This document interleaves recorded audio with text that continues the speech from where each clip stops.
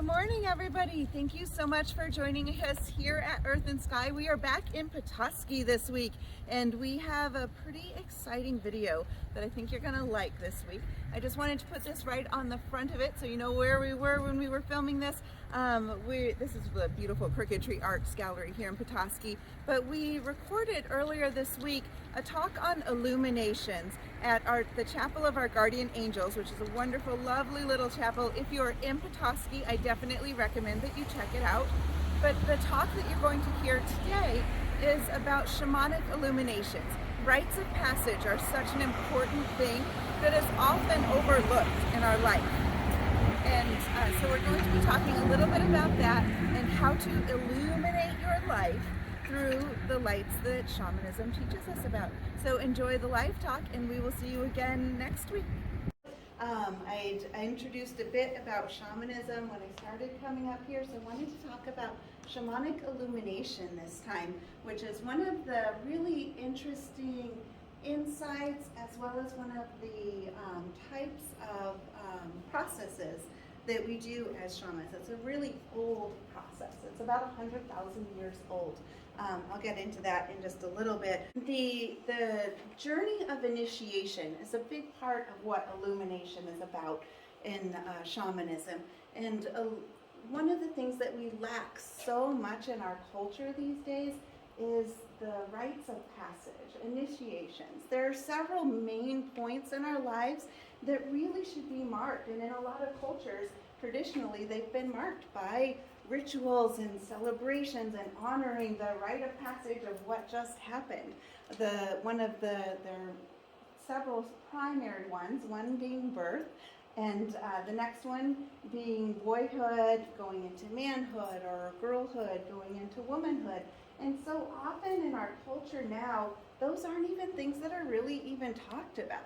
So people are left wondering, as you're moving from being a child into becoming an adult, wondering, where did these things change? Where am I starting to reclaim who I am? Where am I supposed to be following what everybody else tells me I should do?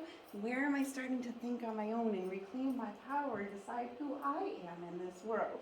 When we mark those moments, it really helps us to solidify and think about who you want to be. It's something that I think we all need to reflect on frequently. Who am I? Who am I in this world? What do I want to create in this world? You have the complete power of the universe within you. It's within each and every single one of you.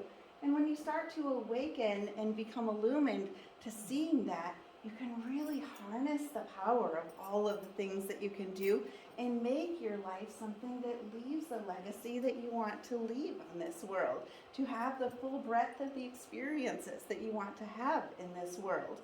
Some of the other rites of passage that are really important to note are the rites of passage of a first love, or of marriage, or of parenthood. Oftentimes in our culture, we'll do small celebrations like, oh, let's bring a bunch of balloons and we'll celebrate you just had a kid, or we'll, have a one-day thing of a marriage ceremony, but it's more of the spectacle of getting married, and it's not so much a ritualistic celebration of, how is my life changing now?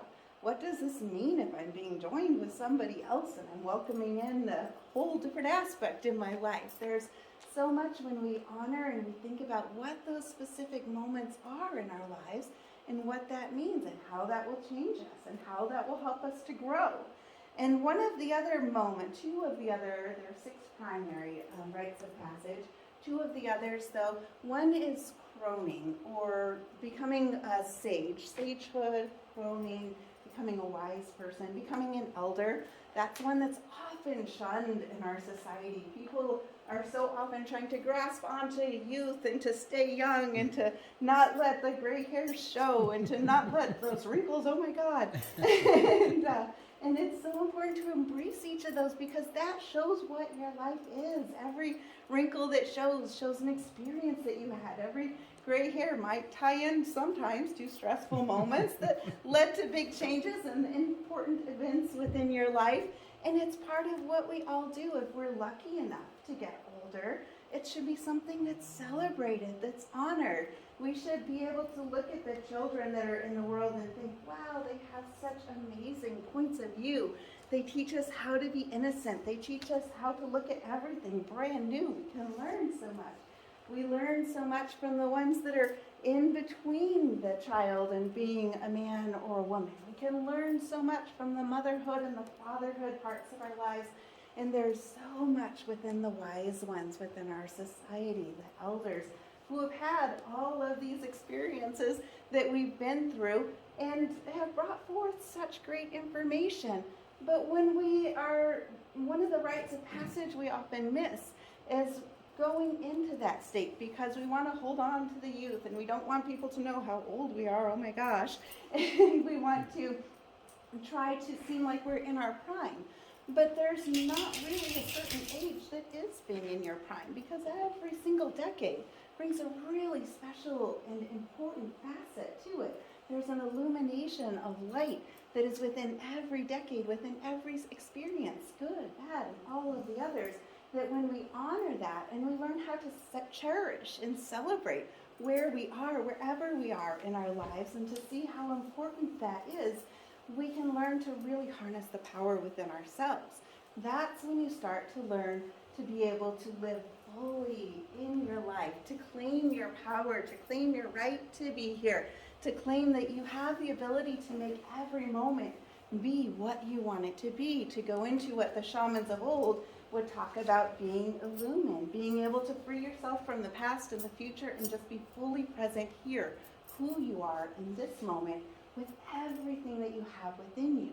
The last rite of passage that is so often feared, probably more than any of the others, is the great passage, the passage to the other side, the passage as we die from this earthly body and we go into what our next adventure and our next journey is. And so often people are running from that because they're so afraid, or we don't want to see people that are dying because we're afraid of looking at our own mortality and not wondering how long we have left ourselves. But when we honor that and when we really recognize, we can learn so much from the wisdom that death has to teach us. And we can learn so much from the wisdom that people that are close to death, that they have to teach us. We reach higher states of illumination and being able to pull in incredible wisdom. I'm an end-of-life doula, and I love the ability to be able to sit and hold somebody's hand as they're preparing to transition to the other side, to be able to see that peace that comes as the fears start to quell away and they realize there's so much more than just this life. We can have those experiences in every single aspect, every single day of our lives. We can find these points of illumination, these points of power where we really realize there is so much pure potentiality all around us that can fill every single moment of our days. We need to honor where we are, to love ourselves where we are in this moment, where you are, no matter what the circumstances are, to be able to forgive and have grace about the past, and to be able to be excited about the future, even if you have no idea what that means it's going to bring, but to be able to enjoy this present moment. That's where we find our highest points of power, where we can access the gates of illumination that come in and really bring so much into our lives. The journey of initiation, being able to mark those points in your life and to think about who you are, where you are, what you've been through, and to embrace all of those different moments. There are 4 primary practices that are important in being able to do that. I want to make sure I'm not missing something, and I hand wrote a note, and my writing is terrible. Let's see, to look at ourselves, to really see ourselves, to be able to choose the path that you want to be on, we have to implement the 4 practices of the self. I didn't need to read that, I should have just read it with it. But in shamanism, we learn a lot from each of the directions that are around us. So the south, that I'm going to be talking quite a bit about here, is about transformation. The south is the first portal that you need to go through when you're preparing to go into illumination, when you're preparing to really embrace who you are and to decide where you want to be and to step directly into that. The south represents fire. The fire is all about transformation, clearing away the old, letting go of what no longer serves us. The south is represented by the Sachamama, which is the great serpent. Every direction has an animal that is our teacher in that direction. And Sachamama, the great serpent, teaches us how we can shed our skin of the past, how we all make different mistakes that we wish we hadn't made, but those are all teaching moments that bring us to the power points in our lives of who we are and what we want to be. And Sachamama teaches us a lot about being very literal, very physical, being able to see the present moment for what it is without judgment. The first practice of the South is non-judgment. Being able to let go of your judgments about what you expect of others, what you expect of yourself, and being able to embrace the facts as the facts. Because no matter what judgment you have or what you expect or what your interpretation and perspective is that you put on something, the facts are still the facts. And so when you can learn to go into the energy and the essence that the serpent teaches us and to see the facts as the facts, then you can deal with the facts as they are and reclaim your power and step into creating the life that you want it to be and to follow that. Learning to have non-judgment relates so importantly with yourself as well as with others too. Being able to have clear eyes about seeing what you are experiencing within yourself, and also being able to see everything through the eyes of love, because everything that is in this creation is part of the universe. It's part of the light that is the essence of love. Everything that we have, everything that we come from, the spark that ignites the light that is our soul, comes from this source of unconditional love. So if everything comes from that, how do we judge ourselves so harshly sometimes instead of seeing that light of love within us? I'm going to have questions and answers at the end. Did you say the serpent? Serpent, yep, the snake. What is that? Like? Yeah, so the snake is the great serpent, and I'll talk about each of these different 4 archetypes. The serpent is the one that teaches us, because the serpent, it's actually a good question for this point. So the serpent shows us when she is going about her day, doing what she needs to do, she builds up at different points where she has these layers of skin that build up on her. She has to shed those layers of skin. This is the first lesson in the direction of the South. And so one of the things that happens as she does that is her eyes will cloud over and she can no longer see. She is no longer able to hear things the way she would normally hear things. Sometimes we have to do that within our own lives too, to be able to change what we think that we're seeing in the world. Those things that we are expecting of the world, we have to change and let go of those expectations and look at the world as if it might be new, and to be able to let go of the weight of our past too. Imagine if a snake, they very frequently have to shed that skin. And if you imagine if they tried to hold on to that, sometimes we try to hold on to things so tight, even if we know they're not good for us, we try to hold on to them. And if she held on to that, the weight of her skin layers would get so heavy she wouldn't be able to move around the way she needs to move around.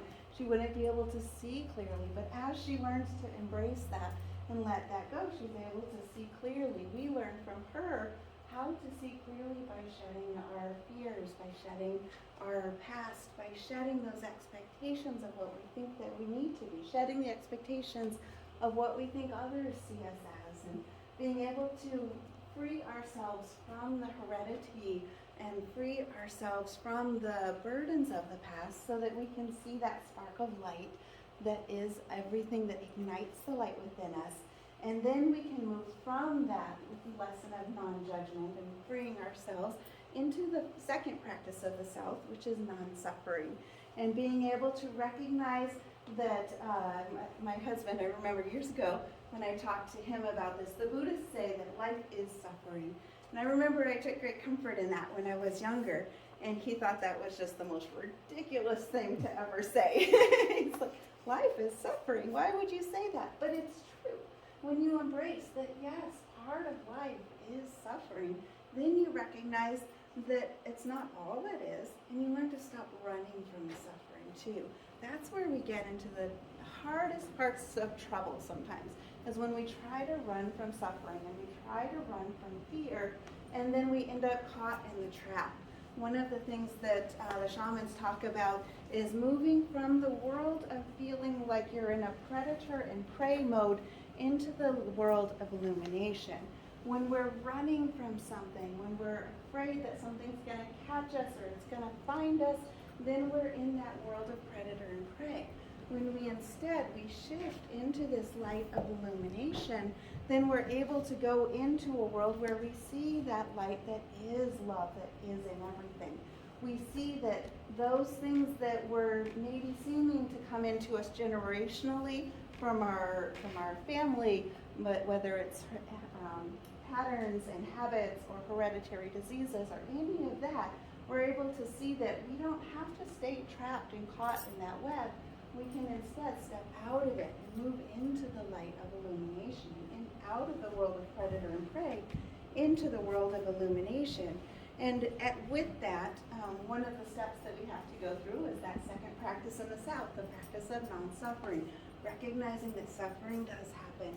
It is part of life, and it is not all of life. Letting go of those fears, not running from the pain, and instead embracing it, walking into it, and recognizing when you face that fear, the fear goes away. Our biggest fears that we have are the shadows that we have within ourselves that haunt us because they feel like they're so much bigger than they really are. When you face it, it's just the same way that you think of a bear that's in the woods. And if there's a bear in the woods, you don't want to run from the bear because that bear is going to chase you down. You want to just stand firm and not antagonize it and just face it, to see it. Same thing with all of the things that we deal with in our lives. When we look at it squarely face and head on, and we recognize what it is, we see it for what it is, and then we also stand firm in knowing that we have the full presence and power of the universe within us, then you can see all the other options that are around that as well. And you can begin to move from that into the light of non-suffering. Knowing that non-suffering doesn't mean life is completely free of fear and pain, but it just means that you're able to feel that sense within yourself, to know that it is not all that is, and to be able to feel the higher heights of joy. The more you have experienced some of those points that have been darker in your life, the greater you'll be able to experience how joyful moments are when those moments of joy come as well. The third practice of the South is non-attachment. Learning how to let go of those things that we sometimes want to cling on to. Sometimes we'll have something that feels good in our life and we'll hold on to it with every single thing we have, even if that thing is no longer the best thing that's for us anymore. And so learning how to move and to let go of the things that we want to stay so attached to. The fourth practice in the South is the practice of beauty. The practice of beauty is one of my favorites because that is where you start learning to perceive wherever it seems that there is ugliness in the world, you see loveliness there instead. You start to see who your teachers are everywhere in everything.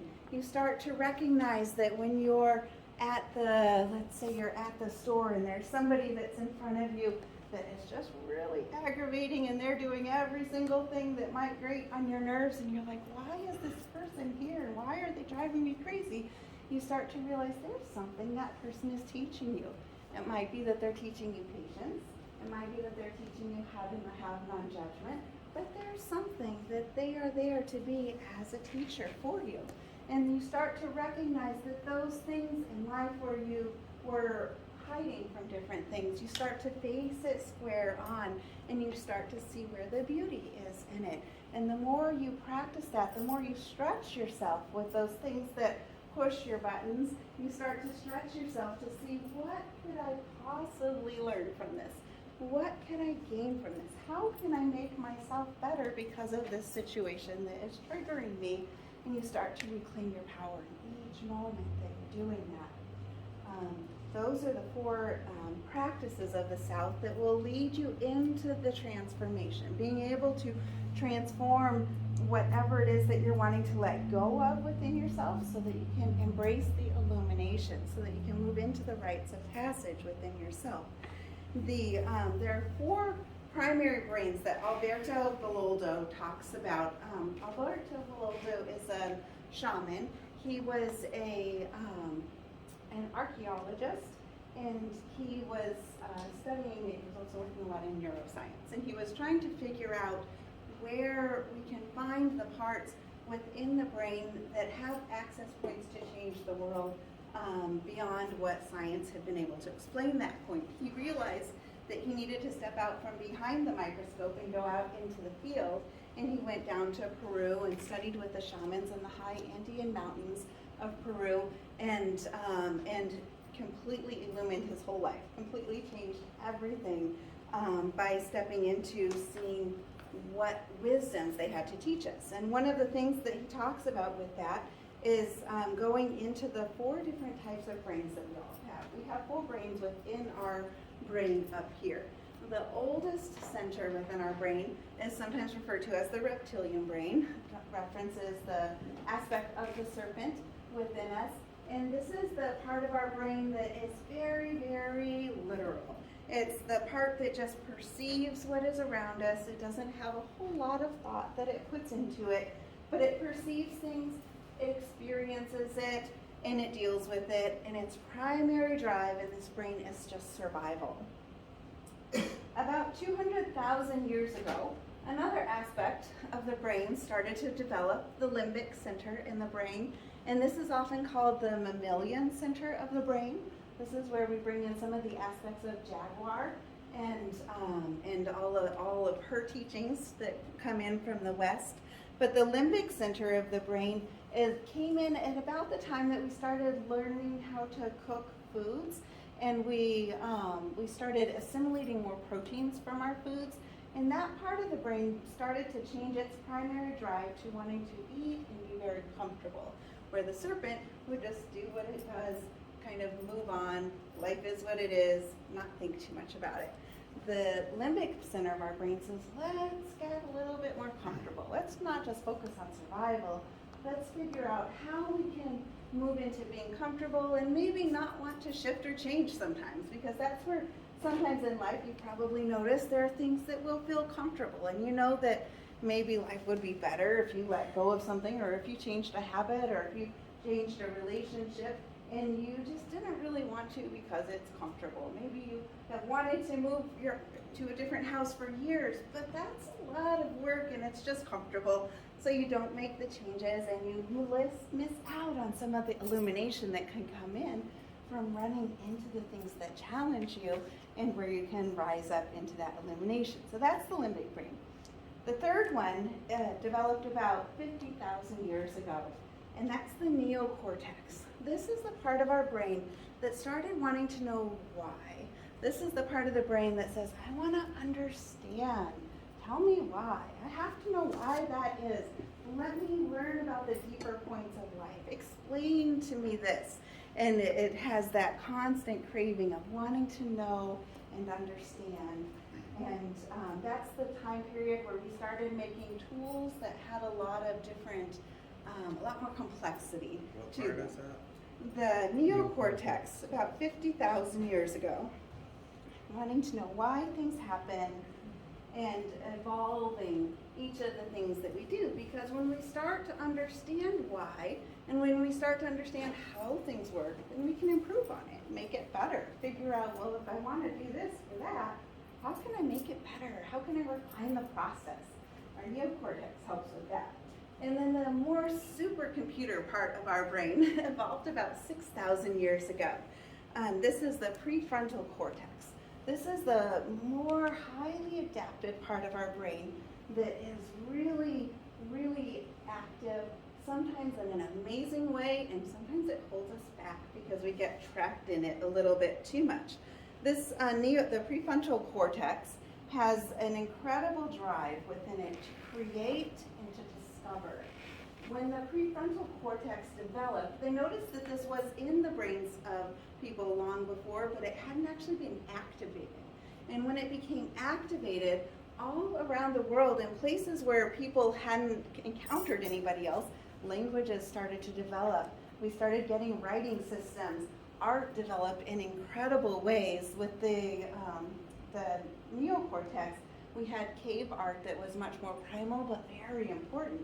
With the prefrontal cortex, we started getting our master painters and our so many amazing things that started coming in languages, and many other things started developing in a way that we not only wanted to know why and understand things, we wanted to explain it and express it and become very creative, and we wanted to show the individual uniqueness of cultures and communities and people, and the aspect of the soul within each person wanting to come out and say, look, this is what I want to express, this is what I can show. And it was really an amazing aspect that within each of us, when we allow that part of us to open and to create, we can really see how much you can expand within yourself when you open yourself to trust yourself and to create and to just let yourself really open with that. I think a lot of times one of the things we miss out on with some of the aspects of initiation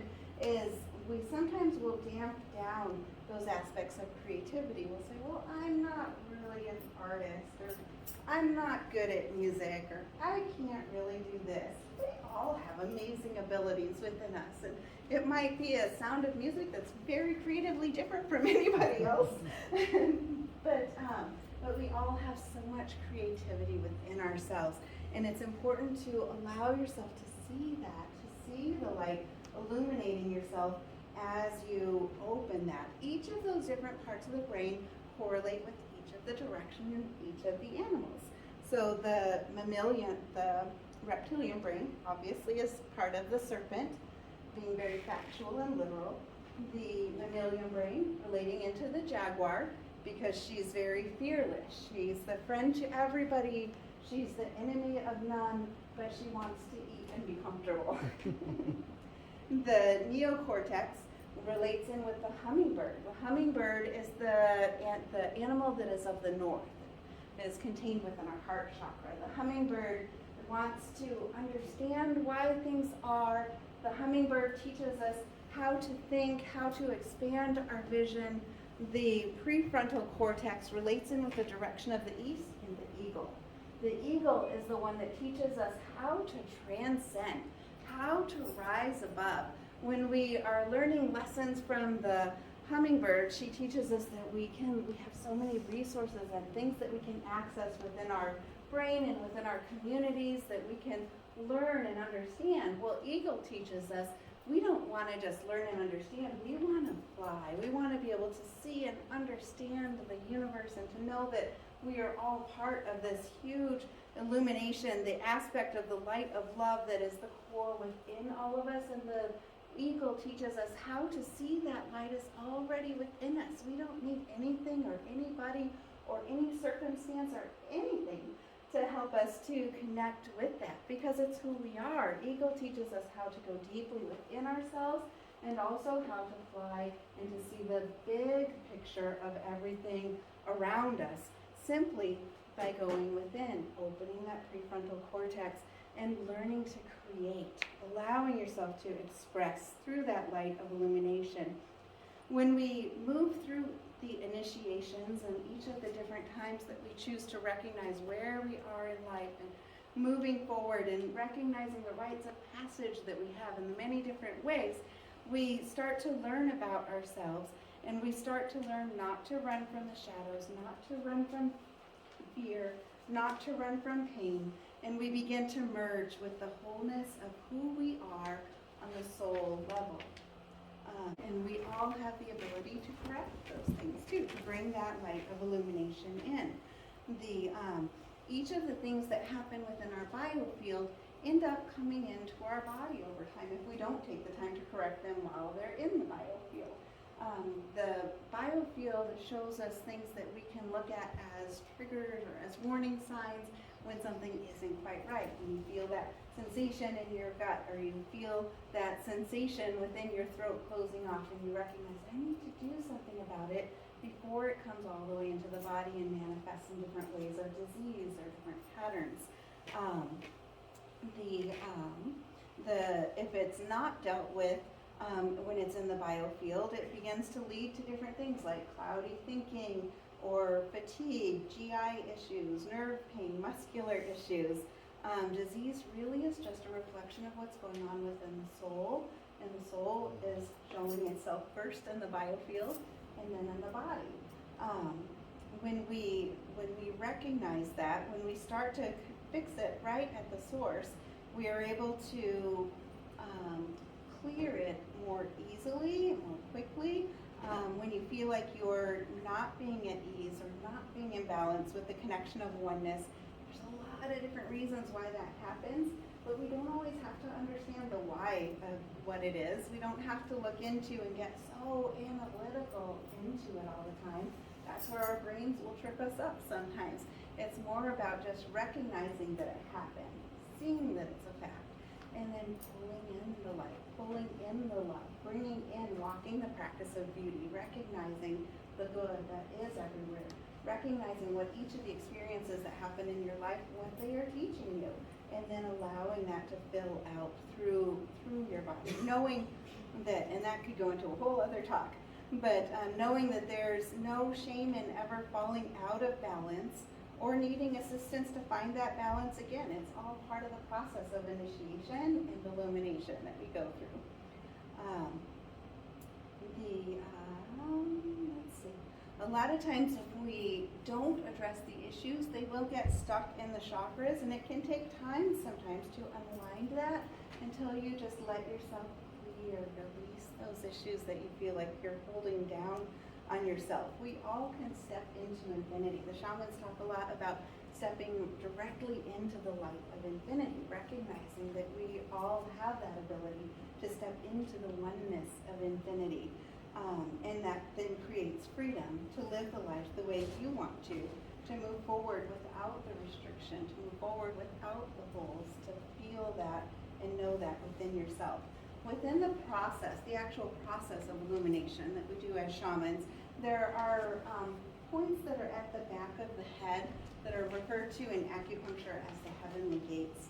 They are deepening points that are right at the back of the skull. And so during an illumination, I'll connect directly in with the client, and as I hold those key points, it allows a part of the soul to just completely open, to let go of whatever those fears are, whatever the things are that are the issues that have been bound up, sometimes for weeks, sometimes for years, and allows that to just clear away as we hold the deepening points. And then our heartbeats begin to sync as one. There's a oneness that comes in as the universe begins to fill in and takes over the entire process. The heartbeats begin to sync, the breathing begins to sync with mine and with the client. Our brain waves actually begin to sync. That can be shown on scans as well. And in that point, when our souls are basically merging as one through the process, we're able to completely release all of those issues that have held you back and tap into, through the Vita Kocha, to tap into and bring in the fullness of the light of illumination that goes directly, fully, completely into the client. And so it can drain in an instant what those issues are that sometimes have been hereditary issues. Sometimes it is a biological hereditary issue, sometimes it's habitual hereditary issues, but it's able to pull that out because within the chakras, as you saw on there, at the center point, so they're like funnels, they come in at the spine, and that's where the heaviness of the energies reside. So with that, as I hold the deepening points, the heavy energy that's at the deepness, or that point in the chakra, the deeper part of the chakra, it lets that heaviness fall out. You immediately feel a lightness. A lot of times people feel like they're floating during a treatment, might feel like they're flying, or see a lot of different colors that come in during the treatment. And then as I feel like all of that heavy energy is cleared, then I pull in the pure light of infinity and refill the chakra with that pure, full light of infinity. through the Vita. And it brings a full balance to the system. The person is able to think more clearly, to have the stamina, to have the strength that they've been looking for, to have insight on whatever the situation is that they've been trying to deal with. Relationships begin to flow with greater ease, and it's quite remarkable what we see immediately in a single session with the illumination. Usually we focus on a specific issue and figure out what that specific issue is, and then I'll find out which chakra that issue primarily is being held in, drain it, fill it, and the imprint then is cleared. Through our biofield, we hold on to the imprints of a lot of our ancestors through both DNA and the experiences that we build throughout our lives, but it's able to clear that actual imprint and then start all new. Start anew with feeling the light of the illumination that flows in you, that fills you completely. Through shamanism and through the key practice of illumination, we can change the way we age, the way we think, the way we die, and the way we live. And with that, we begin to reclaim our power and our ability to really step into and choose and recognize that in every single moment, we have fullness to be able to create the life